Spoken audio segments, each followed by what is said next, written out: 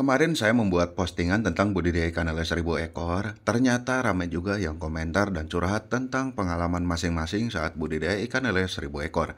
Tapi rata-rata yang mereka katakan amat kesulitan di pangsa pasar jika jual ikan lele skala sedikit. Tapi ada juga yang bernasib berbeda. Mereka justru mengatakan untungnya lumayan karena bisa serba-serbi menjual ikan lele hasil budidayanya. Ada yang dijual ecer ke tetangganya, ada juga yang jual ikan lele glowing alias sudah dibersihkan.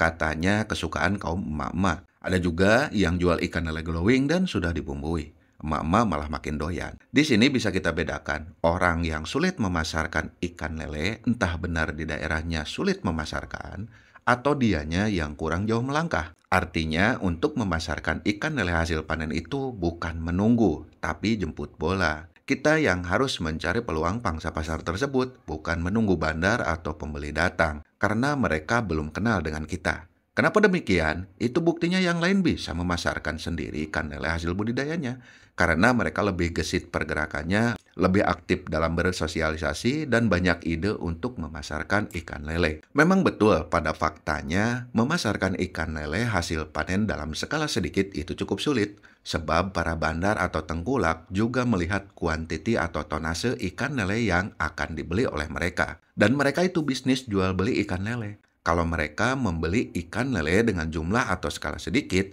mereka pasti membaca dari dua sisi. Yang pertama, seberapa butuh mereka, dan yang kedua, berapa jauh jaraknya.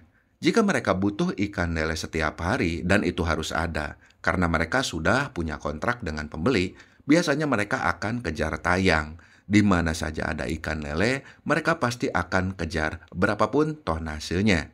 Tapi sebaliknya, jika orderan mereka sedang loyo atau lagi sepi, mereka akan mengeluarkan jurus 1.000 alasan. Tonasenya sedikit lah, tanggung ngambilnya kalau sedikit dan jaraknya jauh lah, dan banyak lagi alasan lainnya. Saran saya kepada para pemula, jangan pernah berpegang atau bergantung pada satu bandar atau satu tengkulak.